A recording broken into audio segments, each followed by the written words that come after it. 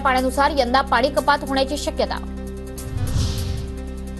उकाड्यानं पुणेकर हैराण। पुण्यात सलग तिसऱ्या दिवशी कमाल 40 अंश सेल्सिअस तापमानाची नोंद। जुन्या पुणे मुंबई महामार्गाच्या रुंदीकरणाचा मार्ग मोकळा। जय हिंद चित्रपटगृह आणि कॅफे पंजाब हॉटेलची जागा महापालिकेच्या ताब्यात। जागा ताब्यात आल्यानं 25 मीटर रुंद असलेला रस्ता आता 42 मीटर रुंदीचा होणार। पुण्याच्या भोरमध्ये सतत सुरू असणाऱ्या विजेच्या लपंडावावरून आमदार संग्राम थोपटे आक्रमक। दिवसातून 15 ते 20 वेळा वीज खंडित होत असल्यानं नागरिक हैराण। थोपटेंकडून आंदोलनाचा इशारा।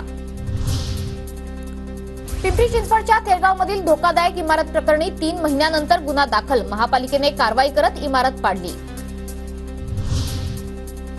पुणे मुंबई दरम्यानच्या अनेक गाड्या 28 ते 31 मे कालावधीत रद्द। छत्रपती शिवाजी महाराज टर्मिनसच्या फलाट क्रमांक 10 आणि 11च्या विस्तारीकरणामुळे गाड्या रद्द होणार।